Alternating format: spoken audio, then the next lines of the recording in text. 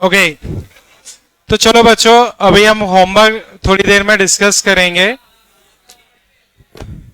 But उससे पहले कुछ चीजें समझें।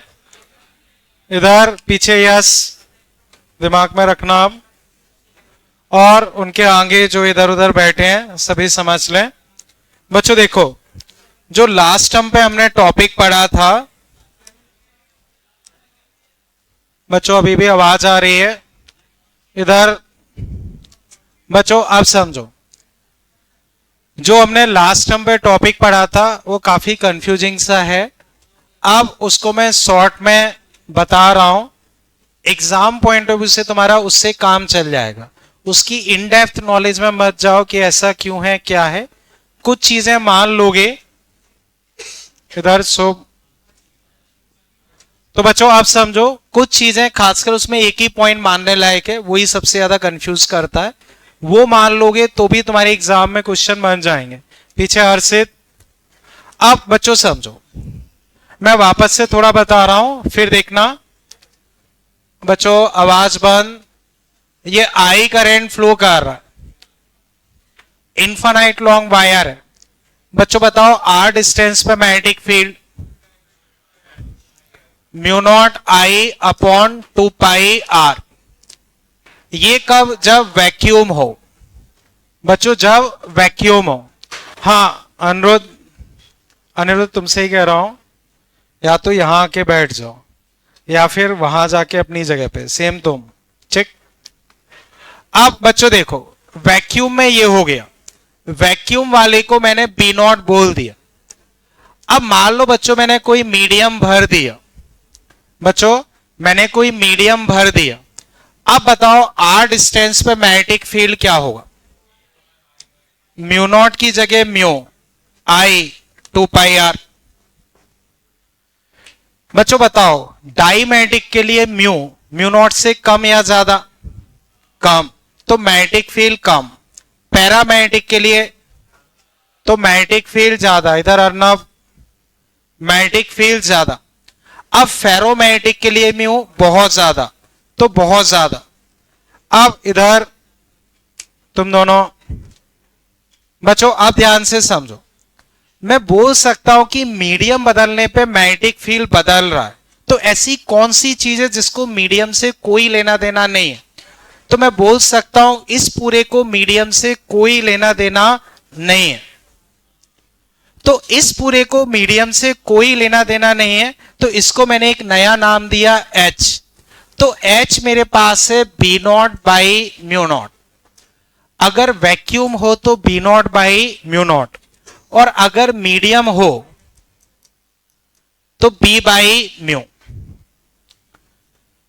तो बच्चों वैक्यूम हो तो B naught by mu naught, और अगर, हाँ हेमंत वहां से उठ जाओ। तो बच्चों आप समझो, अगर मीडियम हो तो बी बाई म्यू। बी इसमें बच्चों टोटल मैग्नेटिक फील्ड है। ये चीज क्लियर है?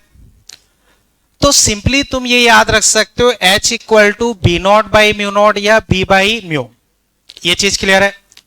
बच्चों बताओ, स्केलर या वेक्टर? वेक्टर। ये कैसा है? वेक्टर।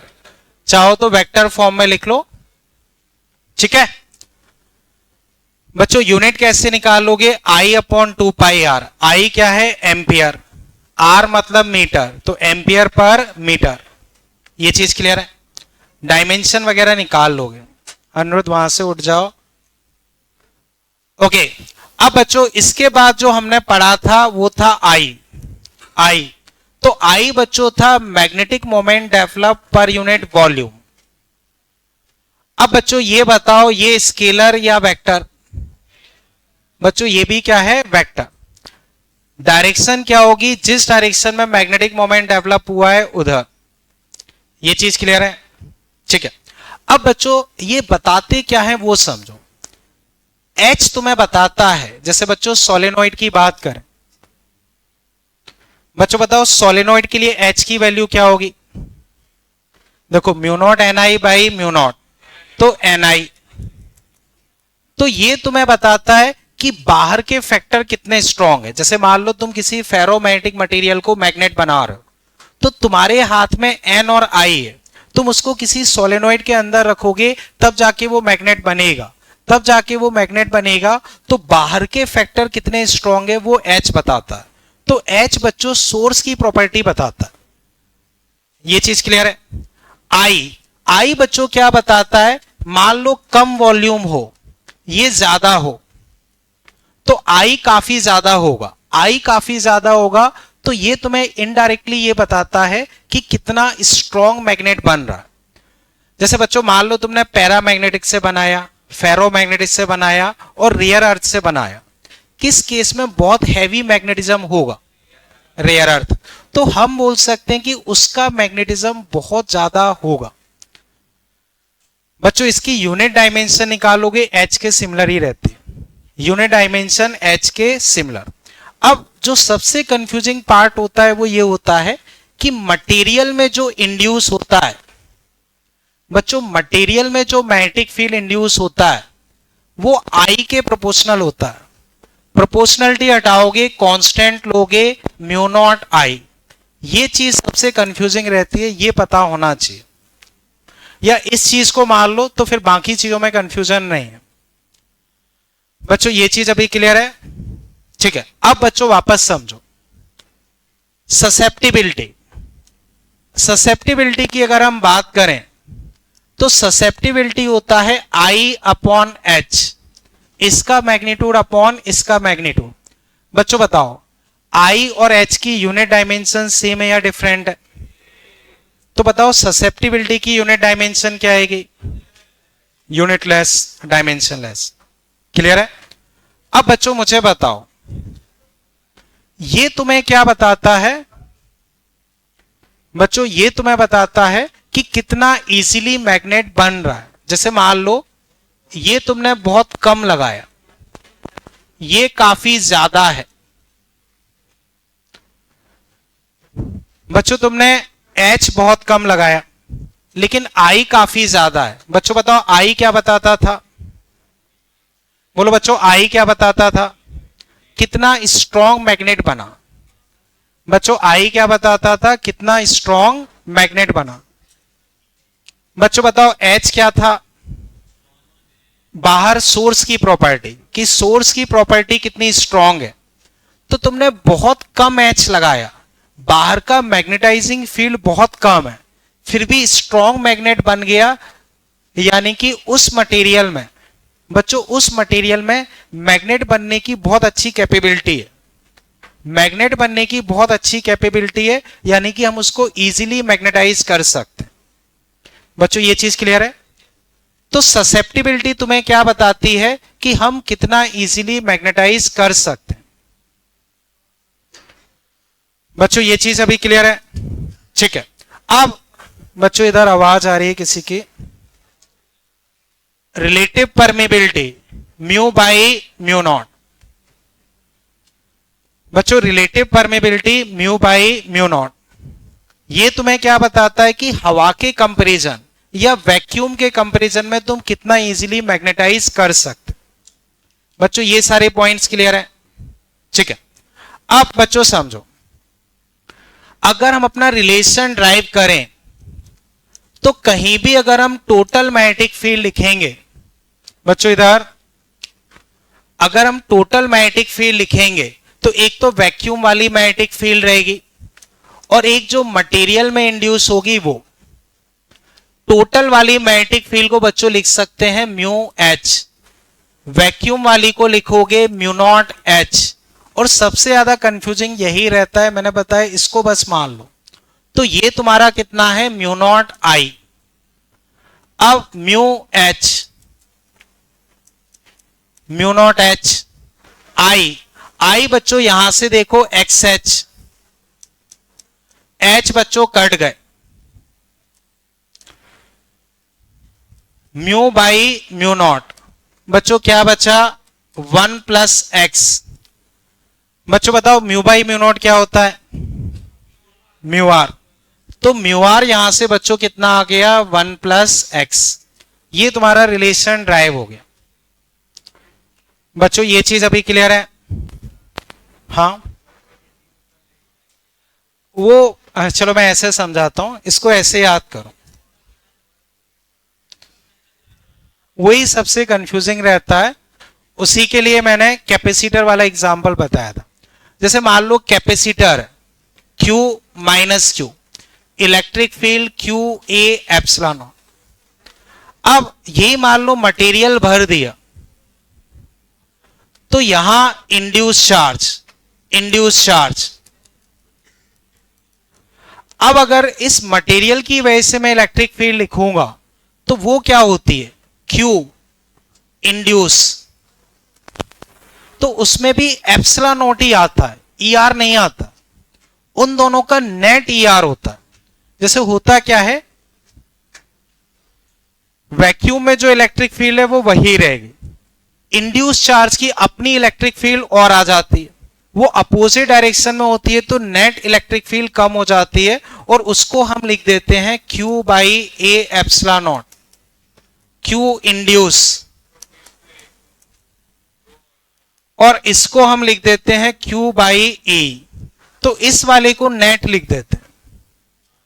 तो पॉइंट ये कि यहां पे भी हम एप्सिलॉन नॉट ही लिखते हैं, सेम यहां पे अगर हम इंड्यूस वाले का लिखेंगे तो उसमें म्यू नॉट ही लिखेंगे। यही वाला टर्म सबसे ज्यादा कंफ्यूजिंग रहता है, उसको अगर मान लो तो फिर बाकियों में कंफ्यूजन नहीं है। बच्चों ये चीज अभी क्लियर है, चलें आगे। अब बच्चों मटेरियल पे आते हैं, डाई पैरा फेरो। बच्चों मुझे बताओ डाईमैग्नेटिक में पेयर्ड या अनपेयर्ड, तो इसमें पेयर्ड, इसमें अनपेयर्ड, इसमें अनपेयर्ड, ठीक है। बच्चों बताओ इसमें डाईमैग्नेटिक में, डाईमैग्नेटिज्म के पीछे ओरिजिन क्या होता है, ऑर्बिटल मोशन।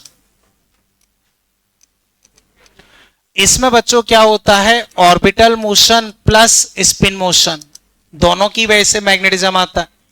इसमें बच्चों रीजन क्या होता है, डोमेन्स का फॉर्म होना। बच्चों इसमें रीजन डोमेन्स का फॉर्म होना।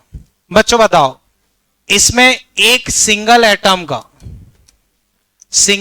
का डाइपोल मोमेंट 0, यहां सिंगल एटम का, बच्चों मान लो यहां डोमेन का लिखोगे, सिंगल डोमेन का, नॉन जीरो। क्लियर है। अब एक्सटर्नल मैग्नेटिक फील्ड 0 है। बच्चों एक्सटर्नल मैग्नेटिक फील्ड 0, बच्चों बताओ एक्सटर्नल मैग्नेटिक फील्ड 0 है, तो पूरे डाईमैग्नेटिक का एक सैंपल लिया, उसका नेट मैग्नेटिज्म कितना होगा, 0। फेरो का क्यों 0 है, क्योंकि रैंडम, इसका 0, तो बच्चों पैरा का भी 0, फेरो का भी 0। गौरांग अब मान लो बच्चों हमने एक्सटर्नल मैग्नेटिक फील्ड लगाया, एक्सटर्नल मैग्नेटिक फील्ड लगाया, तो बच्चों बताओ डाईमैग्नेटिक उसी डायरेक्शन में मैग्नेटाइज होगा या उल्टी डायरेक्शन में। बच्चों बताओ एक्सटर्नल मैग्नेटिक फील्ड में उसी डायरेक्शन या उल्टी डायरेक्शन, तो रिवर्स डायरेक्शन में माइन्यूट सा। बच्चों ये सेम डायरेक्शन में माइन्यूट सा, और ये सेम डायरेक्शन में बहुत हैवी। ये चीज क्लियर है। अब बच्चों ससेप्टिबिलिटी, ये उल्टी डायरेक्शन में मैग्नेटाइज हो रहा है, उल्टी डायरेक्शन में मैग्नेटाइज हो रहा है, तो बताओ ससेप्टिबिलिटी पॉजिटिव या नेगेटिव, तो नेगेटिव एंड स्मॉल। ये सेम डायरेक्शन में हल्का सा मैग्नेटाइज हो रहा है, बताओ ससेप्टिबिलिटी क्या होगी, पॉजिटिव एंड स्मॉल। ये बहुत ज्यादा मैग्नेटाइज हो रहा है, तो हम बोलेंगे ससेप्टिबिलिटी बहुत ज्यादा। बच्चों ये चीज क्लियर है। अब फिर देखो बच्चों I इक्वल टू, या ऐसे समझना I बाई एच, तो I equal to X H. बच्चों ग्राफ स्ट्रेट लाइन, लेकिन डाईमैग्नेटिक के लिए ये चीज निगेटिव है, तो बहुत कम स्लोप की स्ट्रेट लाइन लेकिन निगेटिव में। बच्चों बताओ इसमें ग्राफ कैसा होगा, तो इसमें ग्राफ पॉजिटिव स्लोप की स्ट्रेट लाइन। अब इसमें बच्चों ससेप्टिबिलिटी देखोगे तो आज हम डिस्कस करेंगे, समझना बच्चों, इसमें ससेप्टिबिलिटी वेरी करती है। कृष्णा इधर, यहां जो व्हाइट टी शर्ट में है वहीं पे खड़े हो जाओ तुम, ठीक है। तो बच्चों समझो, यहां अगर ग्राफ देखोगे तो इसकी ससेप्टिबिलिटी वेरी करती रहती है, वेरी करती रहती है, तो ग्राफ कुछ अजीब सा आता, ठीक है।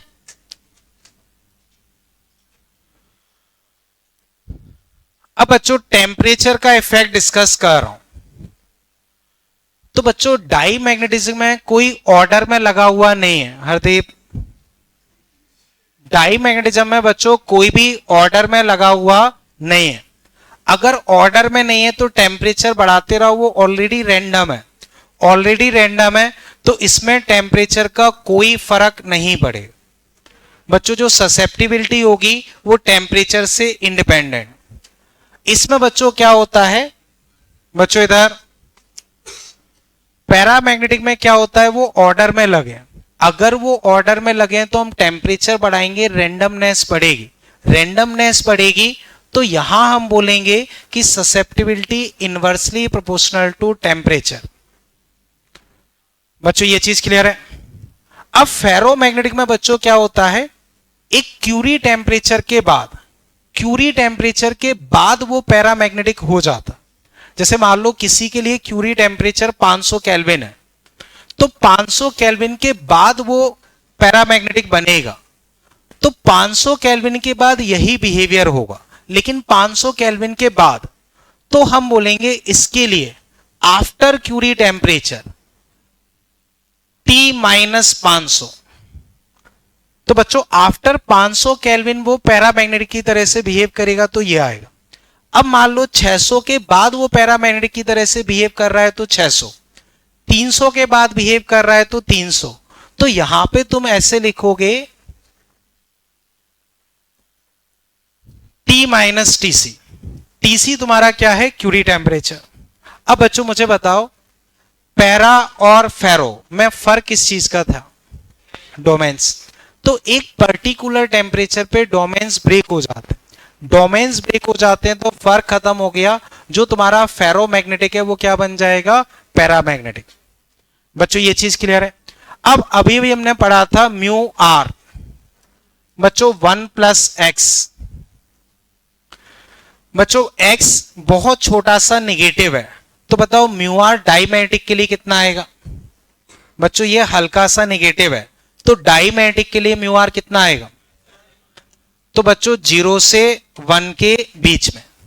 अब यहां देखो, यहां बच्चों अगर मैं डिस्कस करूंगा तो ये 1 से थोड़ा ज्यादा होता है, क्योंकि ससेप्टिबिलिटी 0.01 0.02 कुछ रहती है। तो म्यू आर बच्चों 1 से 2 के बीच में। बच्चों उतना हार्ड एंड फास्ट नहीं कि 2 से कम ही हो, कई बार 3-4 भी हो सकता। इसके लिए देखोगे तो म्यू आर बच्चों 1 से बहुत ज्यादा होगा, 500, 600, 800। तो बच्चों अब चेक करके बताओ, जो भी हमने डिस्कस किया, जो भी हमने डिस्कस किया कल हमने इतना ही किया था, इसमें कहीं कोई कंफ्यूजन। पैरामैग्नेटिक में ऐसा कुछ है ही नहीं कि डोमेन्स वगैरह हो, तो पैरामैग्नेटिक में डोमेन्स वगैरह है ही नहीं, तो तुम टेम्परेचर बढ़ाते रहो, उसमें कोई स्ट्रक्चर है ही नहीं कि वो टूटे, तो कोई मतलब ही नहीं है। यहां कुछ एक पर्टिकुलर फॉर्मेशन है, वो टेम्परेचर के साथ टूट सकता है, वहां पे वैसा कुछ है ही नहीं कि तुम सोचो ये पैरा बन गया तो ये डाई बन जाए, वैसा कुछ नहीं है। मेन रीजन क्या था, डोमेन्स ब्रेक हो रहे थे। अब मान लो तुमने टेम्परेचर बढ़ाया तो उसमें पेयर्ड इलेक्ट्रॉन थोड़ी हो जाएंगे। डाईमैग्नेटिक के पीछे रीजन क्या है, पेयर्ड इलेक्ट्रॉन। बच्चों ये चीज क्लियर है। हाँ हैंड राइज करें, बोलो। देखो ससेप्टिबिलिटी है किस चीज की मेजरमेंट, कि कितना वो मैग्नेटाइज हो रहा। अब पैरामैग्नेटिक में देखोगे जब कोई एक्सटर्नल मैग्नेटिक फील्ड नहीं था तो मैग्नेटिज्म 0 था, कुछ था ही नहीं। अब मान लो हमने मैग्नेटिक फील्ड लगाया तो जो रैंडम डाइपोल थे वो अलाइन होने लगे, उसकी वजह से x थोड़ा सा आ गया। अब मान लो हमने टेम्परेचर बढ़ाया तो जो ये अलाइन हुए हैं वो फिर रैंडम होने लगेंगे, फिर रैंडम होने लगेंगे, तो उनके अलाइन होने की वजह से थोड़ा बहुत मैग्नेटिज्म आया। रेंडमनेस की वजह से वो अलाइनमेंट कम हो जाएगा, तो मैग्नेटिज्म थोड़ा सा कम हो जाएगा। फेरोमैग्नेटिक में कन्वर्ट कर सकते हैं क्या? नहीं। अगर एक बार स्ट्रक्चर टूट गया तो फिर मेरे हिसाब से कन्वर्जन उतना आसान नहीं होगा। तो फिर ऐसा नहीं कि हम कम टेम्परेचर कर दें तो वापस से डोमेन्स फॉर्म हो जाए। हाँ, केमिकल प्रोसेस से भले ही कर लें, पर नॉर्मल वे में नहीं हो पाएगा। ओके बच्चों, मुझे फिर बताओ, इसमें अभी कोई कंफ्यूजन? चले आगे। हाँ बोलो। क्यूरी टेम्परेचर से पहले वो फेरोमैग्नेटिक है। देखो, फेरोमैग्नेटिक को गर्म करते हैं तो एक पॉइंट पे उसका डोमेन स्ट्रक्चर टूट गया। जिस पॉइंट पे ये डोमेन स्ट्रक्चर टूटता है उसको हम बोलते हैं क्यूरी टेम्परेचर। अब डोमेन स्ट्रक्चर टूट गया तो पैरा और फेरो में डोमेन का ही फर्क था, तो वो मतलब फेरो वाला किस में बन जाएगा? पैरा में। लेकिन उससे पहले तो वो फेरोमैग्नेटिक ही रहेगा। वो कॉम्प्लेक्स रिलेशन होता है, वो उतना नहीं पढ़ते, बात का ही पढ़ते हैं। बच्चों अभी ये क्लियर है? चले आगे। ठीक है, अब बच्चों जो तुम्हारे पास डीपीपी है उसमें एक दो पॉइंट अलग से तुम नोट कर लो, उसमें लिखे हुए नहीं है तो एक दो पॉइंट उसमें कम लिखे हैं, वो मैं बता रहा हूं। जैसे डीपीपी 2 देखो बच्चों, डीपीपी 2 उसमें कहीं भी तुम एक पॉइंट ऐड कर लो।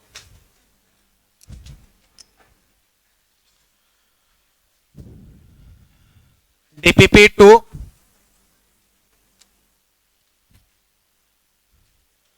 डीपीपी 2 में बच्चों एक दो पॉइंट तुम ऐड कर लो। ठीक है, एक पॉइंट बच्चों ये ऐड कर लो, डाई मैग्नेटिज्म इज। बच्चों कहीं भी स्पेस देख के उसमें ऐड कर लो, डीपीपी 2 में, या कहीं भी नोटबुक में ऐड कर लो, कोई फर्क नहीं पड़ेगा। अगर डीपीपी अभी नहीं मिल रहा है, हाँ, वरना नोटबुक में ऐड कर लो। Diamagnetism is universal phenomena. Diamagnetism is universal phenomena. Diamagnetism is universal phenomena. ठीक है, तो बच्चों अब समझो, थ्योरेटिकल क्वेश्चन में पूछ लेते हैं पैरामैग्नेटिक, फेरोमैग्नेटिक, डाईमैग्नेटिक, कौन सा यूनिवर्सल फेनोमेना है? डाईमैग्नेटिज्म। बच्चों क्यों यूनिवर्सल है वो समझो। लेट्स से किसी में बच्चों मान लो 23 इलेक्ट्रॉन्स हैं, तो बताओ कितने पेयर्स बनेंगे? 11 + 1, वो आधा रह गया। ठीक है, अब समझो 11 पेयर है तो इनका तो डाईमैग्नेटिज्म दिखेगा ही दिखेगा, तो इसमें डाईमैग्नेटिज्म भी होगा, पैरा या फेरो भी होगा। लेकिन डाईमैग्नेटिज्म बहुत वीक प्रॉपर्टी होती है तो वो दिखेगी नहीं, बट उसके अंदर होगी। जैसे मान लो बच्चों कोई भी बहुत अच्छा इंसान हो, एक ना एक आध बुराई होगी। अब एक आध बुराई उसके अच्छेपन के नीचे दब जाएगी, ठीक है, लेकिन रहेगी तो सही। तो उसी तरह से मान लो ये चीज है बच्चों, समझ गए ये चीज? ठीक है, एक चीज और बच्चों तो फिर वो पैरामैग्नेटिक हो जाएगा। वैसे उसमें भी समझो एक इलेक्ट्रॉन भी होगा ना तो भी ये है बच्चों, इधर सिंगल इलेक्ट्रॉन है, वो ऐसे घूम रहा है। जो मैंने तुम्हें बताया, बाहर से तुमने 1000 मैग्नेटिक फील्ड लगाई, बाहर से तुमने 1000 मैग्नेटिक फील्ड लगाई, तो अब उस इलेक्ट्रॉन के मोशन पे डिपेंड करेगा। मान लो इलेक्ट्रिक फील्ड इधर डेवलप हुई, उसने स्पीड को कम कर दिया, स्पीड को कम कर दिया तो फिर मैग्नेटिक फील्ड को कम कर सकता। तो वो डिपेंड करेगा किस तरह से फिर हम मैग्नेटिक फील्ड वगैरह लगा रहे हैं। ठीक है ना? खैर बच्चों हम आगे आते हैं। जो मैं डिस्कस कर रहा था, एक दो पॉइंट और कहां गया? हाँ बच्चों, तुम इसमें देखोगे तो इसमें ये लिखा हुआ है बच्चों, इस तरह से दिख रहा है। ठीक है, अब समझो इसमें बच्चों कहीं भी इस तरह से लिख लो, फॉर पैरामैग्नेटिक, फॉर पैरामैग्नेटिक। बच्चों जो ससेप्टिबिलिटी होती है वो मैग्नेटिक फील्ड के प्रोपोर्शनल होती है। बच्चों तुम जितना ज्यादा मैग्नेटिक फील्ड बाहर से लगाओगे उतना ज्यादा अलाइनमेंट होगा, उतना ज्यादा अलाइनमेंट होगा तो उतना ज्यादा मैग्नेटिज्म डेवलप होगा। तो बच्चों कहीं भी बस एक दो पॉइंट लिख लो। ससेप्टिबिलिटी मैग्नेटिक फील्ड के प्रोपोर्शनल होती है। बच्चों टेम्परेचर बढ़ाओगे टेम्परेचर बढ़ाओगे तो रैंडमनेस बढ़ेगी। इधर रैंडमनेस बढ़ेगी तो बच्चों जो मैग्नेटिज्म है वो कम हो जाएगा। तो मैग्नेटिक फील्ड के प्रोपोर्शनल होगा इसके इनवर्सली प्रोपोर्शनल। दोनों को बच्चों अगर मैं मिला के लिख दूं तो B बाई टी एक कांस्टेंट ले सकते हो। तो बस इतना पार्ट और नोट कर लो। देखो डाई मैग्नेटिज्म के लिए स्मॉल होता है, इसके लिए भी स्मॉल रहता है, फेरो के लिए बहुत ज्यादा होता है। तो उस सेंस में बोले गए हैं। जैसे अगर हम या नंबर वाइज भी देखोगे, नंबर वाइज तो नंबर वाइज देखोगे तो अधिकतर डाई मैग्नेटिक में ये माइनस के 0.03 माइनस के 0.3 इस तरह से ही रहता है। पैरा में देखोगे तो प्लस कर दो, फेरो में बहुत ज्यादा हो जाता। ठीक है, हाँ देखो ये तो x है। अब x कम होगा तो I भी अपने आप कम हो जाएगा क्योंकि I equal to X H. बच्चों अभी इतना क्लियर है? यहां तक कोई दिक्कत? हाँ वो जो मैंने बताया कि फेरोमैग्नेटिक मटेरियल उस टेम्परेचर के बाद क्या बन जाते हैं? पैरामैग्नेटिक। तो फेरोमैग्नेटिक मटेरियल फॉलो करते हैं Curie Weiss law. Curie Weiss law जो मैंने अभी बताया T माइनस टी सी, इसी में प्रोपोर्शनलिटी हटा दो वो आ जाता। पैरामैग्नेटिक में ये चीज होती है, इसको बोलते हैं क्यूरी लॉ। पैरामैग्नेटिक में ये चीज रहती है, इसको बोलते हैं क्यूरी लॉ, इसको बोलते हैं Curie Weiss law. Curie Weiss law उसमें लिखा होगा शायद। ठीक है, ओके। अब बच्चों इस चैप्टर में 5-10 मिनट का और रह गया है, वो हम डिस्कस कर रहे हैं, उस पे आते हैं। अब बच्चों समझना, बच्चों इधर आई देखो आई और एक्स प्रोपोर्शनल होते हैं। देखो जिसके लिए आई रहेगा वो एक्स भी रहेगा, तो वो एक ही चीज है। जैसे कई जगह तुम देखोगे एक्स लिखा रहता है, देखो I equal to X H, जिसके लिए एक्स ज्यादा होगा आई भी ज्यादा हो जाएगा, तो कोई फर्क नहीं पड़ेगा। ये कर लो, अगर उसमें कुछ और लिखा है चलो क्या मैं चेक कर लूंगा, पर ये ज्यादा सही है। एक्स के लिए हम ज्यादा डिस्कस करते हैं। ओके बच्चों आप इधर आओ, वापस हम डिस्कस कर रहे हैं। ठीक, अब समझो बच्चों, मान लो तुम बाजार से कोई कैलेंडर लेके आए। बच्चों मान लो उसने तुम्हें ऐसे फोल्ड करके दे दिया, कैलेंडर ऐसे फोल्ड करके तुम्हें दे दिया। अब मान लो बच्चों फोल्ड करके ऐसे कैलेंडर तुम ले आए, 1-2 दिन तुमने ऐसे ही रखा रहने दिया, अब तुम्हें याद आया कि उसे चिपका देते हैं। ठीक है, तो अब तुमने उसकी रबड़ हटाई, रबड़ हटाई तो बच्चों बताओ वो एकदम फ्लैट रहेगा या कर्व रहेगा? तो बच्चों वो ऐसे कुछ कर्व रह जाएगा। ठीक है, अब मान लो तुम इसे चिपकाना चाहते हो, तो ऐसे टेढ़ा मेढ़ा चिपकाने में तो दिक्कत होगी, तो इसको सीधा करने के लिए क्या करोगे? तो इसको रिवर्स बेंड करो। तो बच्चों इसको रिवर्स, कुल मिला के समझ जाओ बच्चों। ठीक है, तो इसको रिवर्स बेंड करोगे तो ये लगभग सीधा हो जाए। अब यही मान लो बच्चों तुमने रिवर्स डायरेक्शन में बहुत ज्यादा बेंड कर दी, रिवर्स डायरेक्शन में बहुत ज्यादा बेंड कर दिया, और फिर उसको छोड़ोगे तो वो किस तरफ कर्व हो जाएगा? रिवर्स। अब इसी चीज को वापस समझो बच्चों, जैसे कोई भी तुम स्टोरेज डिवाइस देखो, पीछे कोई भी स्टोरेज डिवाइस देखो जो हम डेटा स्टोर करने के लिए यूज करते हैं, उसमें तुम देखोगे मैग्नेटिक प्रॉपर्टी यूज की जाती है। कौन सी प्रॉपर्टी यूज की जाती है? मैग्नेटिक। इधर जैसे बच्चों तुम हार्ड डिस्क देखो, उसमें मैग्नेटिक डिस्क रहती है। ऐसी बच्चों जो पहले सीडी ड्राइव होती थी उनमें भी वही ऑप्टिकल या मैग्नेटिक प्रॉपर्टी यूज की जाती थी। बच्चों बहुत पुरानी कैसेट्स देखोगे तो उसमें ब्लैक कलर का टैप रहता था, वो भी मैग्नेटिक टैप होता है। फ्लॉपी अगर किसी ने देखी हो, उसमें ब्लैक कलर का एक डिस्क जैसी रहती है, वो भी मैग्नेटिक टैप रहता है। बच्चों बहुत पुराने ग्रामोफोन देखोगे, उसमें भी मैग्नेटिक टैप रहता है। अब ये सारी कहानी क्यों बता रहा हूं वो समझो। हाँ, चिप्स में भी देखो कैपेसिटर उन सब के थ्रू ही बनाया जाता है, लेकिन मैग्नेटिक प्रॉपर्टी यूज की जाती है। खैर बच्चों आप समझो, मान लो मैग्नेटिक प्रॉपर्टी से फायदा क्या है वो समझो। बच्चों इधर देखो, अभी मैंने तुम्हें एग्जांपल दिया, कैलेंडर को बेंड किया, छोड़ दिया, वो थोड़ा सा कर्व रह जाता, सेम मैग्नेटिक प्रॉपर्टी के साथ रहता। जैसे मान लो ये कोई सोलेनॉइड है, इसके अंदर मैंने कोई फेरोमैग्नेटिक मटेरियल रख दिया। अब बच्चों मान लो मैंने एक लोहे का पीस बाहर से उठाया, शुरू में वो मैग्नेट था क्या? शुरू में वो मैग्नेट था क्या? नहीं था। शुरू में उसका नेट मैग्नेटिज्म बच्चों क्या था? जीरो। शुरू में नेट मैग्नेटिज्म बच्चों क्या था? जीरो। अब समझो, तुमने क्या किया, जैसे ये फेरोमैग्नेटिक मटेरियल लिया, बच्चों इसमें बहुत छोटे एरिया को डोमेन्स बोलते। ड्रॉ करने के लिए मैं बड़ा सा ड्रॉ करता हूं, पर बहुत छोटा सा एरिया डोमेन्स होता।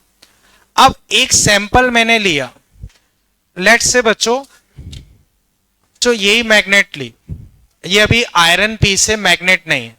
बच्चों सोच के बताओ इसमें कितने डोमेन्स होंगे? बहुत सारे, इनफाइनाइट। लेकिन मैं इनफाइनाइट ना लेके लेट से 100 डोमेन्स मान लो, 100 डोमेन्स।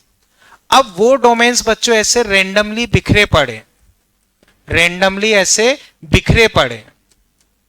अब जब मैं बाहर से मैग्नेटिक फील्ड लगाता हूं तो वो क्विकली अलाइन होने का ट्राई करते, क्विकली अलाइन होने का ट्राई करते हैं। अब जैसे जैसे मैं मैग्नेटिक फील्ड बढ़ाता जाऊंगा वो और ज्यादा अलाइन होने लगेंगे।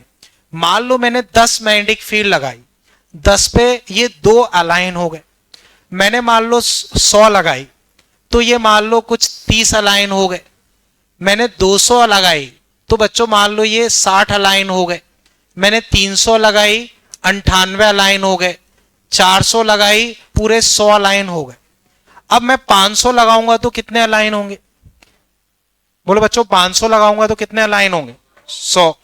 600 लगाऊंगा तो, 700 लगाऊं तो, क्योंकि जितने थे उतने अलाइन हो गए, उससे ज्यादा कुछ बचा ही नहीं, तो अब और ज्यादा अलाइन नहीं होंगे। अब इसी चीज को बच्चों हम बोलते हैं IH कर्व। कई जगह बच्चों I होता है, कई जगह B रहता है, ग्राफ एक ही जैसा रहता है, कोई फर्क नहीं पड़ता। IH कर्व या BH कर्व। तो मान लो मैं BH कर्व डिस्कस कर रहा हूं, जो उसमें मैग्नेटिज्म डेवलप हो रहा है बच्चों, वो डिस्कस कर रहा हूं। तो वो आप समझना, शुरू में तुमने कोई मैग्नेटिक फील्ड नहीं लगाई तो उसके अंदर कोई मैग्नेटिज्म डेवलप नहीं हुआ। तुम धीरे धीरे H, जैसे उस सोलेनॉइड में करंट बढ़ाते चले गए, तो सोलेनॉइड में करंट बढ़ाओगे तो H बढ़ेगा, H बढ़ेगा तो बाहर से मैग्नेटिक फील्ड बढ़ेगा, वो इसको अलाइन करेगा। तो वो अलाइन होगा तो इसके अंदर का मैग्नेटिज्म जो इंड्यूस हो रहा है वो भी बढ़ता जाएगा। तो शुरू में बढ़ता जाएगा, बढ़ता जाएगा। अब मान लो 100 के 100 अलाइन हो गए, फिर तुम कितना भी बढ़ाते जाओ, बढ़ाते जाओ, बढ़ाते जाओ, वो फिक्स रहेगा। इस चीज को हम बोलते हैं सैचुरेट होना। इस चीज को बच्चों क्या बोलते हैं? सैचुरेट होना। ये चीज क्लियर है? अब बच्चों समझो, जब मैं इसको बढ़ाता जा रहा था तो मैग्नेटिज्म बढ़ रहा था कि कम हो रहा था? अब मान लो मैं इसको घटा रहा हूं H को, तो ये घटेगा। यहां पे बच्चों बताओ H की वैल्यू क्या है इस पॉइंट पे? ये B, ये H। इस पॉइंट पे बच्चों ग्राफ देख के बताओ H की वैल्यू क्या है?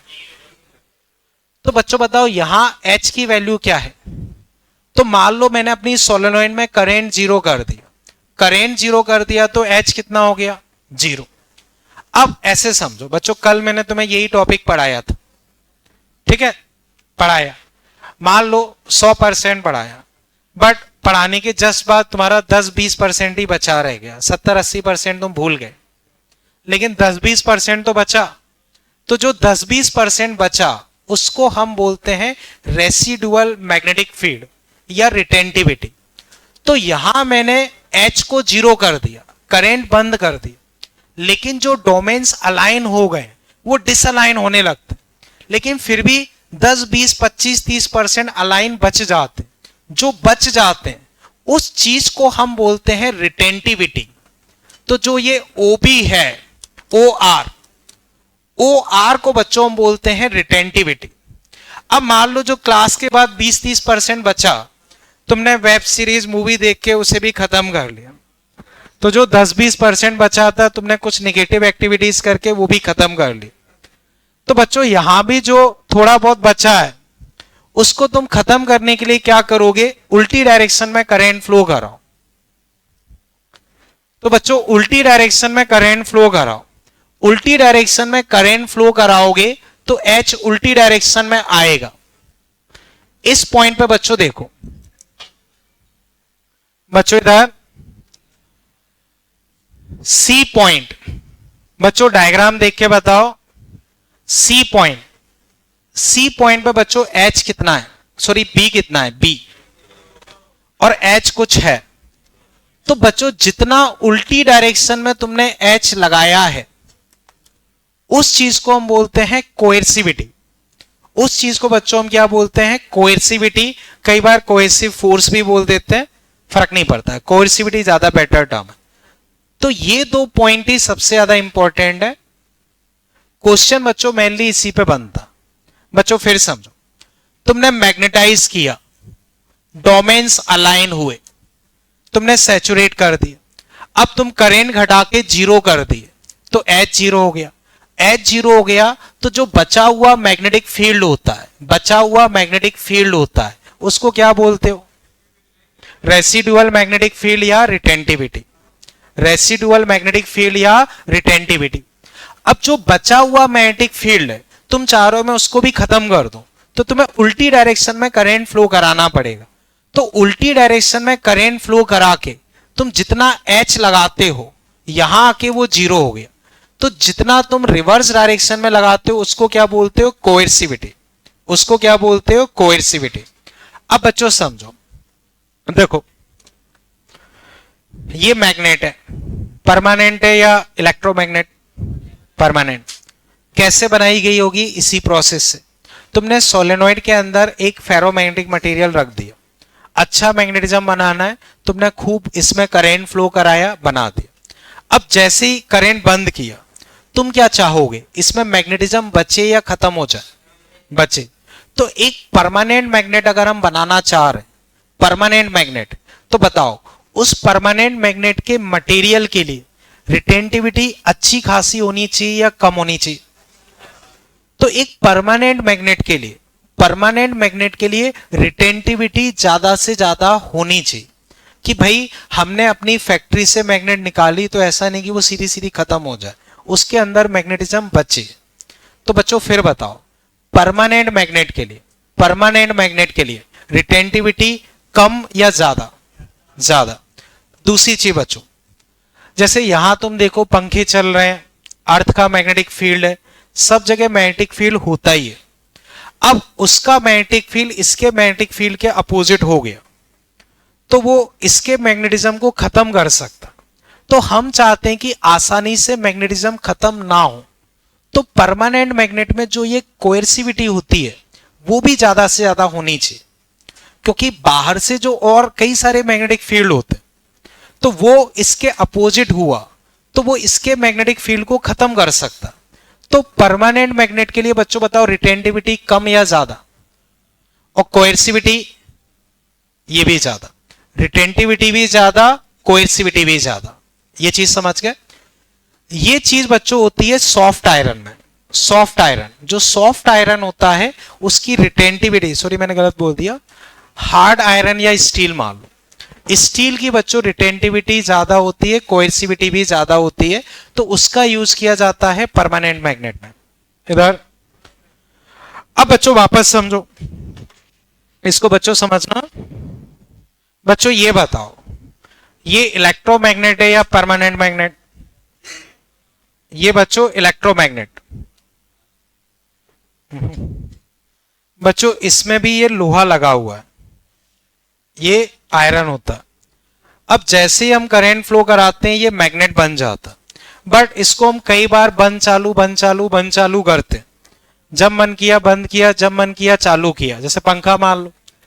ठीक है, तो बच्चों समझो, हम इसमें ये चाहते हैं कि जैसे ही हम स्विच बंद करें इसका मैग्नेटिज्म खत्म हो जाए, और जैसे ही स्विच चालू करें मैग्नेटिज्म आ जाए, तो इसे बोलते हैं इलेक्ट्रोमैग्नेट।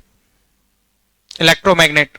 बच्चों बताओ, इलेक्ट्रोमैग्नेटिक में हम चाहते हैं कि करंट बंद करने पे मैग्नेटिक फील्ड लगभग खत्म हो जाए, तो बताओ रिटेंटिविटी कम या ज्यादा? तो इलेक्ट्रोमैग्नेट में बच्चों रिटेंटिविटी बहुत कम। पीछे आदर्श खड़े हो जाओ, वहीं पे खड़े हो जाओ।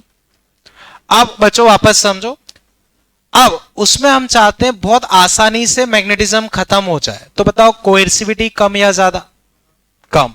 तो कंक्लूजन बच्चों इतना दिमाग में रखो, परमानेंट मैग्नेट में रिटेंटिविटी एंड कोएर्सिविटी दोनों ज्यादा, इलेक्ट्रोमैग्नेटिक में रिटेंटिविटी एंड कोएर्सिविटी दोनों कम। ये चीज क्लियर है?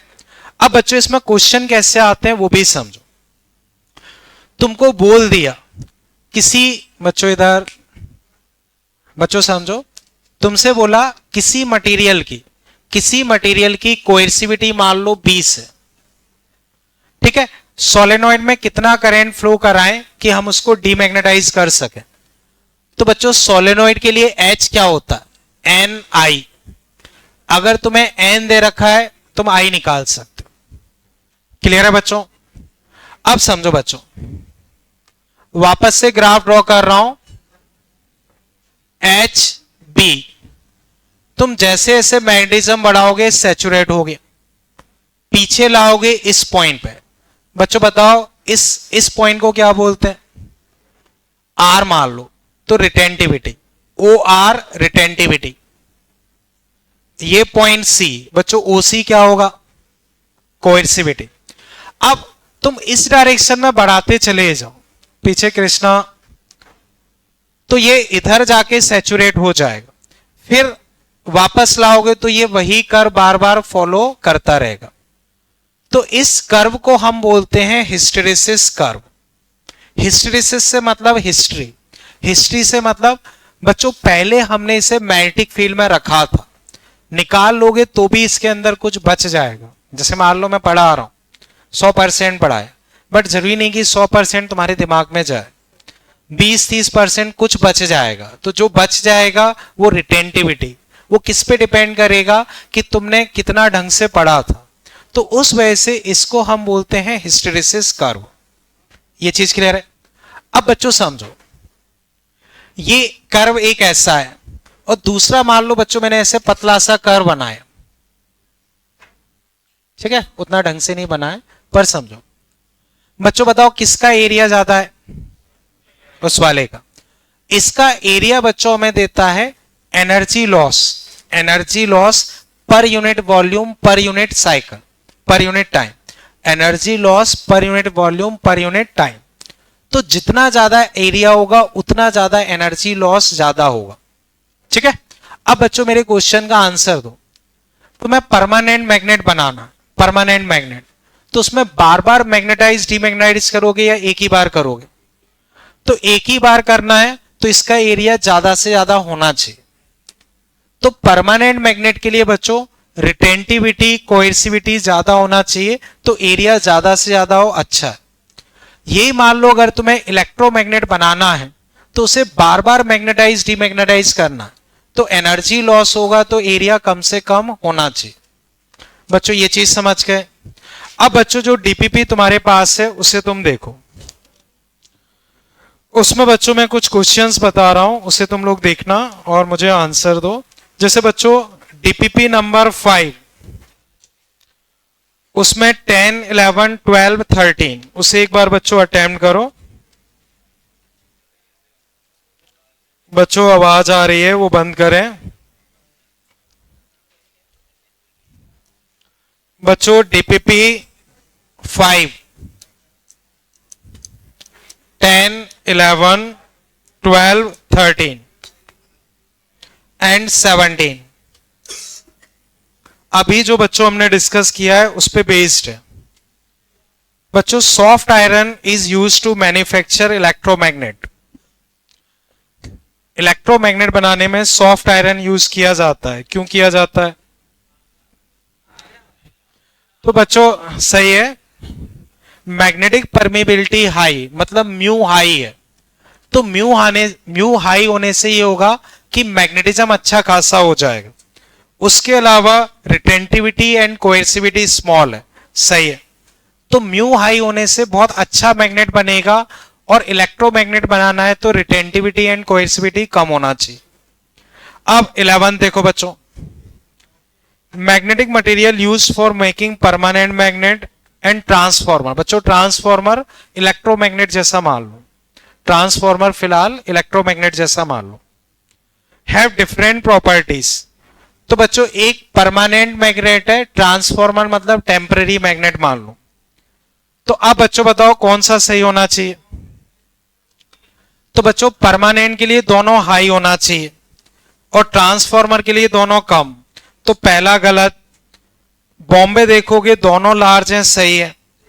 चेन्नई में देखोगे एक स्मॉल एक लार्ज, गलत। दिल्ली में देखोगे लार्ज लार्ज वो ट्रांसफॉर्मर है, गलत, उसमें दोनों स्मॉल होना चाहिए। बच्चों अब 12th, इसमें बताओ बच्चों soft iron making for electromagnet. मैंने बताया दोनों चीजें कम रहती हैं, वो इसके पीछे रीजन है। ठीक है। 13 देखो बच्चों, 13 देखो फिर बताता हूं। देखो, इस soft ferro material is place in external magnetic field, magnetic domains. तो बच्चों जब मैंने टॉपिक डिस्कस किया था तो तुम्हें बताया होगा कि जो ये डोमेन्स होते हैं ये अलाइन होने का ट्राई करते हैं। अच्छा 12th में बॉम्बे वो नहीं है क्या? अच्छा मैंने ध्यान से रीड नहीं किया, वापस रीड कर दे। तो अब इधर हेमंत तुम वहीं खड़े हो जाओ, अब समझो। The soft iron is a suitable material for making an electromagnet. अब चेक करते हैं। लो कोएर्सिविटी हाई, वो तो गलत है। लो कोएर्सिविटी लो परमेबिलिटी, बच्चों वो भी गलत है। हाई परमेबिलिटी लो रिटेंटिविटी, ये ठीक है। अब अगला देखते हैं। हाई परमेबिलिटी ये गलत है बच्चों, मोस्ट अप्रोप्रिएट चेन्नई हो जाए। म्यू म्यू ज्यादा होगा तो मैग्नेटिज्म अच्छा खासा होगा, तो अच्छा मैग्नेटिज्म होगा। ठीक है, ध्यान रहे हरकतें सही नहीं रहेंगी, परमानेंट बाहर कर दूंगा, ध्यान रखना। मुझे इससे कोई मतलब नहीं, या परमानेंट तुम यहीं बैठोगे। ओके बच्चों अभी ये क्लियर है। वो देखो वो मटेरियल टू मटेरियल मैटर करेगा। जो भी फेरोमैग्नेटिक सब्सटेंस होते हैं उनमें म्यू तो ज्यादा होता ही है, रिटेंटिविटी अलग चीज हो जाएगी। समझ रहे हो? अब जैसे स्टील की बात करें उसमें म्यू भी ज्यादा होगा और रिटेंटिविटी भी ज्यादा होगी, लेकिन सॉफ्ट आयरन की बात करें तो म्यू ज्यादा होगा लेकिन रिटेंटिविटी कम होगी। ठीक है। कौन सी चीज बनाने के लिए? उसमें देखो म्यू तो ज्यादा चाहिए, रिटेंटिविटी ज्यादा रखोगे तो प्रॉब्लम ये है उसको बार बार मैग्नेटाइज डीमैग्नेटाइज करना। तो रिटेंटिविटी ज्यादा रखने में एरिया बड़ा हो जाएगा, एरिया बड़ा होगा तो एनर्जी लॉस ज्यादा होगा। ठीक है बच्चों इधर अब 17 का आंसर बच्चों दो। In hysteresis cycle the value of H needed to make intensity of magnetism zero. बच्चों उसे क्या बोलते हैं? हाँ हेमंत खड़े हो जाओ और यहां आ जाओ, तुम यहां खड़े रहो, वहां तुम्हें खड़े होने में दिक्कत है, इधर खड़े हो जाओ, आ जाओ जल्दी। ठीक, तो बच्चों 17 में आंसर क्या हो जाएगा? क्लियर है? 13 का आंसर अभी रह गया। अच्छा हाँ वो डिस्कस कर। हाँ कृष्णा तुम भी वहीं पीछे जाके खड़े हो जाओ, उठ जाओ वहां से, उधर खड़े हो जाओ तुम। तो बच्चों अब समझो मैं 13 डिस्कस कर रहा हूं, उसे देखना। तो बच्चों ये डोमेन्स मैंने तुम्हें बताया था, जब बाहर से मैग्नेटिक फील्ड लगाते हैं तो ये डोमेन अलाइन होने का ट्राई करते हैं। जब अलाइन होने का ट्राई करते हैं तो कोई जैसे मान लो अपोजिट डायरेक्शन में, तो ये कंप्रेस हो जाता है। ये अलाइन होने का ट्राई करेगा तो इसकी लेंथ थोड़ी सी बढ़ जाएगी। तो बच्चों मैंने बताया था इनका शेप बदल सकता है, साइज बदल सकता है, ओरिएंटेशन बदल सकता है। तो शेप, साइज, ओरिएंटेशन कुछ भी बदल सकता है। अब ऑप्शन देखो, डिक्रीज इन साइज सही नहीं है, इंक्रीज इन साइज बच्चों मोस्ट अप्रोप्रिएट देखोगे तो चेन्नई हो जाएगा। बच्चों मैंने शायद पहले ये चीज बताई होगी। देखो जैसे बहुत सारे, जैसे मान लो बहुत सारे लोग रैंडमली हैं, उनसे मैंने कहा लाइन में लग जाओ, तो उनको अपना ओरिएंटेशन बदलना पड़ेगा। जो पहले स्पेस ऑक्यूपाई कर रहे थे उससे अलग स्पेस अब ऑक्यूपाई करेंगे। ये मैंने बताया होगा शायद, और इसमें लिखा है, मतलब जो मैंने डीपीपी दी है उसमें लिखा हुआ है। हाँ आ सकता है, नहीं आएगा ही, और वेटेज इसका ज्यादा रहेगा। ठीक है, तो खैर बच्चों ये मेंस का टॉपिक है और मेंस पैटर्न का टेस्ट है, तो मेंस में तो ये टॉपिक आता ही है। हाँ जल्दी आ जाओ, यहाँ आ जाओ, तुम यहीं खड़े रह पाओगे तुम, तो यहाँ बीच में खड़े हो जाओ। बच्चों अभी ये क्लियर है। अब बच्चों 17 बताओ उसमें आंसर क्या होगा। ठीक है बच्चों, हाँ क्या चीज,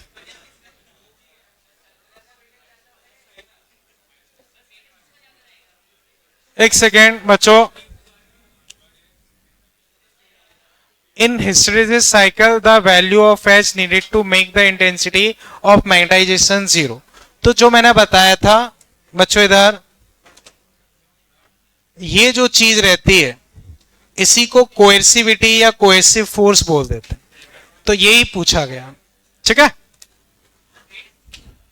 बच्चों, मैंने बताया जो रिसेंट टॉपिक है उसका वेटेज ज्यादा रहेगा। देखो मैं बता देता हूं, लगभग 12th का 70%, 11th का 30%। अब 12th में भी मान लो लगभग 50-55% जो ये मैग्नेटिज्म एंड मैटर और ईएमएफ का लास्ट वाला पार्ट मान लो, ईएमएफ का लास्ट वाला। ठीक है, वो मेनली वही टॉपिक रहेंगे। उसके अलावा बच्चों इधर 11th साइड मेनली सर्कुलर रहेगा, एक आध क्वेश्चन बाकी किसी का रहेगा। ठीक है, वो सब अभी नहीं है। ठीक है, वो सब छोड़ो, चलो खैर बच्चों अब इधर बच्चों अब इसको खत्म करते हैं, थोड़ा सा बचा है उसे देखो। चलो अब वो मैं डिस्कस करूंगा तब और बता दूंगा, अब इधर समझो बच्चों, आवाज बंद कर लें इधर बच्चों, इधर समझो बच्चों। जो मैंने बताया है वो पूरा इसमें लिखा हुआ है, जो मैंने बताया है वो पूरा इसमें लिखा हुआ है। ठीक है, तो वो बच्चों इससे रीड आउट कर सकते हो। अब इधर समझो बच्चों, soft magnetic material, soft magnetic material इधर बच्चों, सॉफ्ट मैग्नेटिक मटेरियल में क्या होगा, लो रिटेंटिविटी, लो रिटेंटिविटी, लो कोएर्सिविटी, स्मॉल हिस्टेरेसिस लॉस। ठीक है, अब इलेक्ट्रोमैग्नेट के लिए सही रहते हैं, एग्जांपल सॉफ्ट आयरन। बच्चों हार्ड मैग्नेटिक मटेरियल में ये ज्यादा होंगी, लार्ज लॉस होगा। परमानेंट मैग्नेट के लिए सही है स्टील या ये चीज क्लियर है। अब बच्चों समझो, एक दो थ्योरेटिकल सी छोटी सी चीजें हैं वो समझो बच्चों। मैग्नेटिक शील्डिंग, मैग्नेटिक शील्डिंग ये क्या होता है बच्चों, अभी भी हमने पढ़ा, फेरोमैग्नेटिक मटेरियल से मैग्नेटिक फील्ड लाइन पास करना चाहेंगी या दूर भागेंगी। फेरोमैग्नेटिक मटेरियल से मैग्नेटिक फील्ड लाइन पास करना चाहेंगी या दूर भागेंगी, पास करेंगे। अब समझो बच्चों, ये कोई फेरोमैग्नेटिक का बॉक्स है, आयरन का बॉक्स मान लो। अब जैसा मैंने तुम्हें बताया बच्चों, आसपास मैग्नेटिक फील्ड होती है। अब मान लो कुछ एक ऐसे इक्विपमेंट है जो एक्सटर्नल मैग्नेटिक फील्ड में खराब हो सकते हैं, तो उनको हम ऐसे लोहे के बॉक्स में बंद करके रख देते हैं। जैसे जो बहुत कॉस्टली वॉच आती है उनको इस तरह से लोहे के बॉक्स में बंद कर दिया। फायदा क्या है, बाहर से मैग्नेटिक फील्ड लगाया तो ये मैग्नेटिक फील्ड लाइंस ज्यादा से ज्यादा इस मटेरियल से पास करना चाहेंगे, क्योंकि वो फेरोमैग्नेटिक मटेरियल से पास करेंगे। तो अगर तुमने लोहे के बॉक्स में कोई कॉस्टली आइटम रख दिया है जो कि मैग्नेटिक फील्ड में खराब हो सकता, तो अधिकतर मैग्नेटिक फील्ड लाइंस यहां से पास कर गई, तो इसमें से ना के बराबर पास की, ना के बराबर पास की, तो यहां एक्सटर्नल मैग्नेटिक फील्ड का फर्क नहीं पड़ा। इस चीज से हम उस चीज को प्रोटेक्ट कर सकते बच्चों, रिस्ट वॉच या कॉस्टली आइटम को प्रोटेक्ट कर सकते बच्चों। क्लियर है? ये हो जाता है मैग्नेटिक शील्डिंग। ये चीज क्लियर है? इसके अलावा बच्चों एक और चीज है, सुपर कंडक्टर एक चीज होती है। जैसे बच्चों टेम्परेचर कम करते चले जाओ तो एक पर्टिकुलर टेम्परेचर पे क्या होता है, रेजिस्टेंस ऑलमोस्ट जीरो हो जाता है। ऑलमोस्ट जीरो रेजिस्टेंस हो जाता है, उसको हम बोलते हैं सुपर कंडक्टर। तो बस एक थ्योरेटिकल सी चीज याद रखनी है, सुपर कंडक्टर परफेक्ट डाईमैग्नेटिक होते हैं। परफेक्ट डाईमैग्नेटिक से मतलब इनके लिए ससेप्टिबिलिटी होती है -1 बच्चों। सुपर कंडक्टर के लिए ससेप्टिबिलिटी होती है -1। अब म्यू आर निकालोगे तो 1 + x 0। तो ये परफेक्ट डाईमैग्नेटिक होते हैं। इसके थ्रू भी हम चीजें प्रोटेक्ट कर सकते हैं। जैसे मान लो ये कोई सुपर कंडक्टर है, हमने रख दिया, परफेक्ट डाईमैग्नेटिक है, म्यू आर 0 हो गया, तो मैग्नेटिक फील्ड 0। अब मान लो बाहर से मैग्नेटिक फील्ड लगाओगे तो इसके अंदर से अब बिल्कुल भी नहीं जा पाएंगी, क्योंकि ये परफेक्ट डाईमैग्नेटिक हो गया। क्लियर है बच्चों?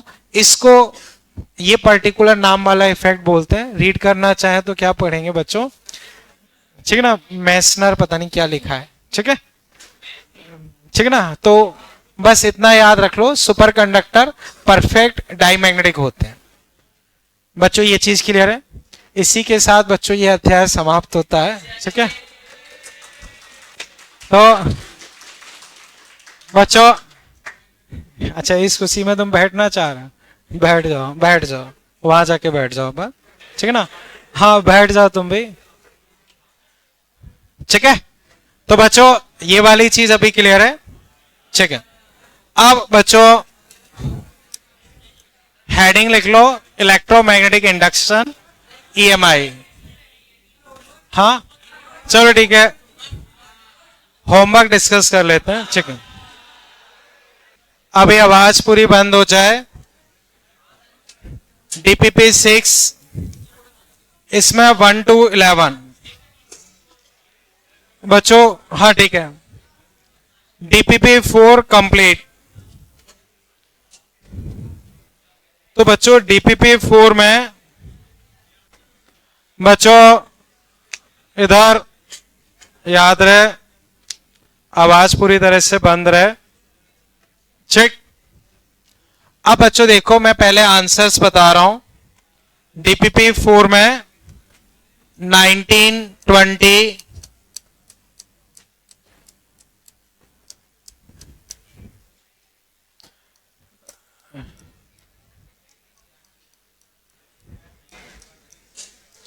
ठीक है बच्चों। 19 में दिल्ली, 20 में बॉम्बे, 21 में बॉम्बे, 22 में दिल्ली बच्चों, रिपीट क्वेश्चन है। 23 में आगरा, 24 में दिल्ली, 25 में आगरा, सॉरी 25 में दिल्ली,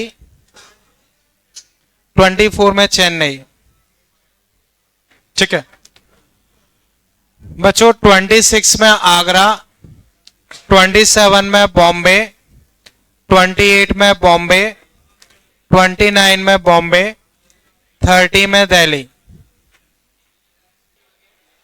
देखो बॉम्बे दिल्ली चेन्नई चेन्नई, बॉम्बे दिल्ली चेन्नई चेन्नई, ठीक है ओके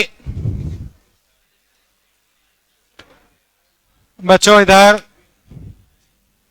इधर बच्चों आप आंसर बताओ, या आप मुझे बताओ। 19 में किसी को डाउट? इधर 20 बच्चों, इसमें कोई डाउट? 21, 22 बच्चों वही रिपीट है। 23, 24, आदर्श वापस खड़ा होना है तुम्हें। 24, 25, 25। देखो बच्चों, एक जो हमने ये तो शायद क्लास में कर लिया था, कुछ गड़बड़ है क्या? चलो बच्चों वापस डिस्कस कर लेते हैं। देखो आई एम बाई वॉल्यूम, ठीक है बच्चों, देखना volume mass 8 gram by density बच्चों 10 ग्राम है, सॉरी मास, ये डेंसिटी लिखोगे 8 इंटू 10 की पावर -3 अपॉन सेंटीमीटर क्यूब यानी कि -6। बच्चों ये कट गए तो 110 इंटू 10 की पावर -6 बाई 8, ये बच्चों वॉल्यूम आया। तो 20 बाई वॉल्यूम 110 10 की पावर -6 8। बच्चों चेक करो 10 की पावर 6 16 बाई 11, 16 बाई 11। बच्चों मेरे हिसाब से जो आंसर दिया है वो मैच कर जाए।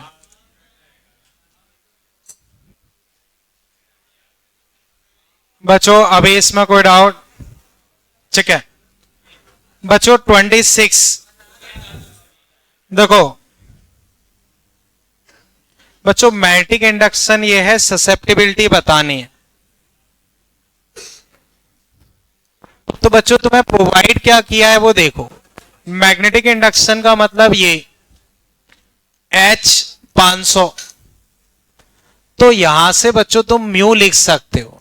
म्यू हो जाता है B बाई H, 0.2 बाई 500। इसी को बच्चों लिख सकते हो 0.4 बाई 1000। ये बच्चों म्यू आ गया इधर, ये बच्चों म्यू आ गया। अब mu R, mu by mu naught, mu आया 4 इंटू 10 की पावर -4, 4 पाई इंटू 10 की पावर -7। तो बच्चों 1 बाई पाई इंटू 10 की पावर 3 यानी कि 1000 अपॉन 3.14, तो लगभग 333 330 कुछ मान लो। तो 330 बच्चों म्यू आर आया, ससेप्टिबिलिटी उससे एक कम कर दो तो 330 335 उसके आसपास कुछ मान लो। तो अब बच्चों मोस्ट अप्रोप्रिएट आगरा हो जाएगा, मोस्ट अप्रोप्रिएट आगरा हो जाएगा। बच्चों ये और ये दिया था, म्यू निकाल लिया, mu by mu naught mu R आया, उससे एक कम कर दो वो ससेप्टिबिलिटी। हाँ H को मैग्नेटाइजिंग फील्ड बोलते हैं। बच्चों यूनिट से देख लो क्योंकि नाम बहुत मुश्किल से याद हो पाते, तो डेटा और यूनिट से चेक कर सकते हो कि करना क्या है। एक रफ बोल रहा हूं, नहीं देखो 3 होगा तो 1000 बाई 3 333, उससे थोड़ा कम होना चाहिए, ठीक है बच्चों। इधर देखो 27, इसमें कोई डाउट? 28 बच्चों कर लिया था शायद, 29, 30 बच्चों देखो ए में सबसे ज्यादा मैग्नेटिक फील्ड लाइंस जा रही, तो ये हो गया फेरोमैग्नेटिक। बी से दूर दूर भाग रही हैं तो डाई मैग्नेटिक, सी में थोड़ी थोड़ी जा रही हैं तो पैरामैग्नेटिक। तो बच्चों सी पैरामैग्नेटिक, ए फेरोमैग्नेटिक, बी डाई मैग्नेटिक, बस चेक कर लो, ठीक है। इधर बच्चों इस टीपीपी में अभी कोई डाउट? 8th, ये पीछे वाले कहां से रह गए, बताए नहीं थे क्या मैंने? चलो कोई नहीं, देख लेते हैं बच्चों। 8th बहुत सिंपल है, टॉर्क होता है एम बी साइन थीटा, दूसरा MB2 साइन थीटा, रेशो लोगे τ1 बाई τ2 B1 बाई B2, खत्म, ठीक है। हाँ नेक्स्ट बच्चों ये भी बहुत आसान सा है, इधर a bar magnetic is held perpendicular to a uniform magnetic field if couple acting half by rotating then angle which is rotate. देखो बच्चों मैग्नेटिक फील्ड ये 9th नंबर डिस्कस कर रहा हूं. पहले वो ऐसे था, पहले ऐसे था, एक बार रीड करता हूं. नहीं, परपेंडिकुलर था बच्चों, पहले ऐसे था 90 degree. Torque M B sine 90. अब आधा टॉर्क करना है, आधा टॉर्क करना है तो 30 डिग्री पे हो पाएगा. तो एम बी साइन 30. तो देखो 90 से 30 पे पहुंच गया, 90 से 30 पे पहुंच गया तो घुमाया कितना, 60 डिग्री. Answer 60 degree. ठीक है बच्चों, इस डीपीपी में अभी कोई दिक्कत? ठीक है. अब डीपीपी 5 देखो, डीपीपी 5 इसमें अप टू क्वेश्चन 9 बोला था. तो बच्चों मैं आंसर्स बता रहा हूं.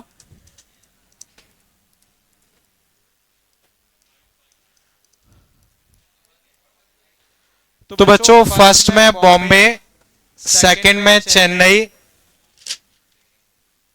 थर्ड में आगरा, फोर्थ में चेन्नई, फिफ्थ में बच्चों पहला सही दूसरा गलत, सिक्स्थ में चेन्नई, सेवंथ में आगरा, एट्थ में चेन्नई, नाइन्थ में आगरा. बच्चों ये आंसर्स हो जाएंगे. ठीक है. अब बच्चों मुझे बताओ क्वेश्चन नंबर फर्स्ट, इसमें कोई डाउट? सेकंड बच्चों देखो, magnetic dipole moment of atom of diamagnetic, paramagnetic, ferromagnetic. तो बच्चों मैंने बताया डाईमैग्नेटिक का 0, पैरा एंड फेरो नॉट 0. बच्चों याद करो, डाईमैग्नेटिक का 0, पैरा एंड फेरो नॉट 0. अब बस मैच करा लेना जो कर रहा हूं. ठीक है बच्चों. थर्ड कोई डाउट? फोर्थ बच्चों 5, 6. बच्चों देखो 6 डिस्कस कर रहा हूं. पैरामैग्नेटिक सब्सटेंस है बच्चों, अभी भी हमने डिस्कस किया था susceptibility inversely proportional to temperature. तो x1 by x2, T2 by T1. पहले ससेप्टिबिलिटी मान लो x1, x2, पहले टेम्परेचर -173 यानी कि 200. बच्चों केल्विन में चेंज करोगे 100. तो पहले टेम्परेचर 100 नहीं 73 है, तो पहले टेम्परेचर 200, बाद में 100. तो ससेप्टिबिलिटी बच्चों डबल आ गई. डबल तो पहले 0.0060 थी, उसका डबल 0.012, 0.012 यानी कि चेन्नई. बच्चों चेक करें कहीं दिक्कत हो. सेवंथ बच्चों कोई doubt? Eighth in permanent magnet at room temperature. तो बच्चों देखो जैसे यही परमानेंट मैग्नेट है. अब हम ये सोचें बच्चों, इधर इसमें डोमेन्स परफेक्टली अलाइन हो, ऐसा नहीं होता. परफेक्टली अलाइन बहुत हाई मैग्नेटिक फील्ड में सैचुरेशन पे ही होगा.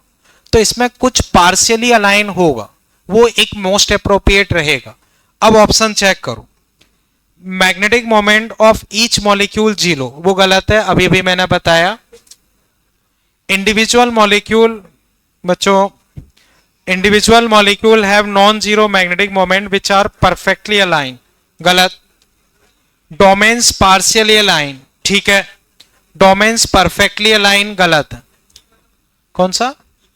बी वाला. हर एक का नॉन जीरो होगा, परफेक्टली अलाइन. परफेक्टली अलाइन जैसा कुछ नहीं होता है, वो बहुत हाई मैग्नेटिक फील्ड पे ही पॉसिबल है. उसमें भी 100% अलाइन हो ऐसा कभी नहीं होगा.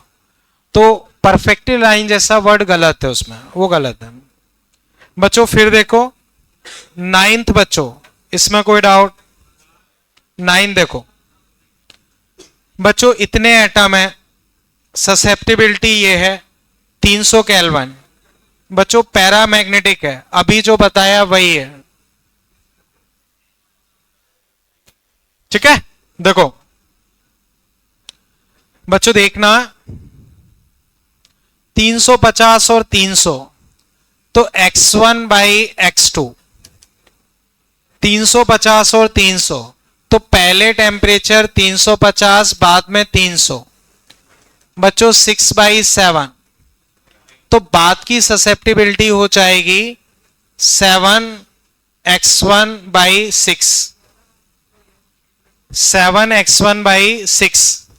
तो बच्चों 7/6, और पुरानी कितनी थी? बस ये आंसर। बच्चों x1/x2, T2/T1, ये आंसर। बच्चों अभी ये क्लियर है? अब 10, 11 हमने कर लिया, 12 कर लिया, 13 कर लिया। बच्चों 14 एक बार देख के बताओ क्या आंसर होगा।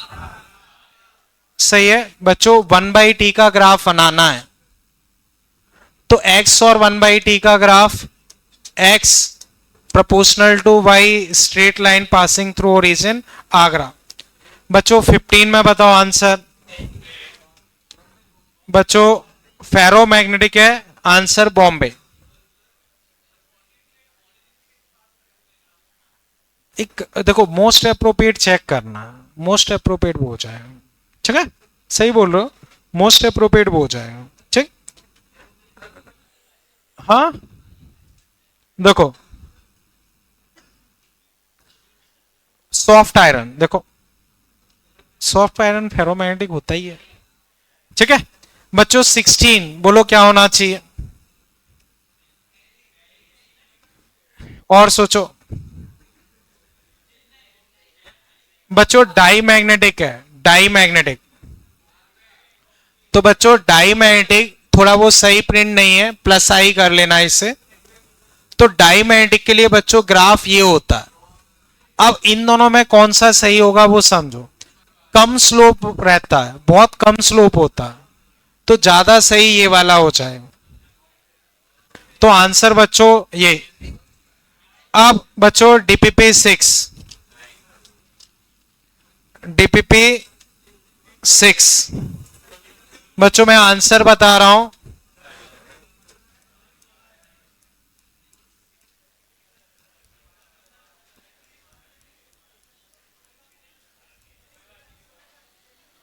बच्चों फर्स्ट में फर्स्ट, सेकंड में थर्ड, थर्ड में सेकंड, फोर्थ में 4, फिफ्थ में 4, सिक्स्थ में थर्ड, सेवंथ में थर्ड, एट्थ में थर्ड, नाइन्थ में थर्ड,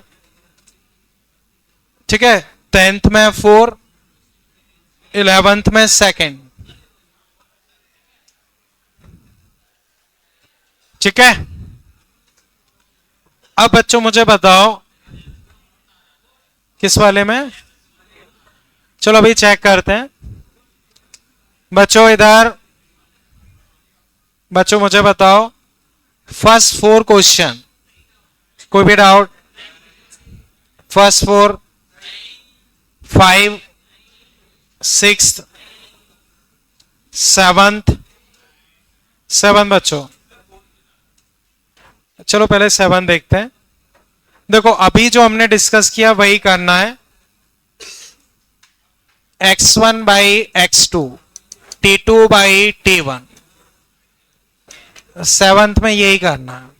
ठीक है, अब 4th, मैग्नेटाइजिंग फील्ड मतलब H ये है, फ्लक्स डेंसिटी यानी कि B।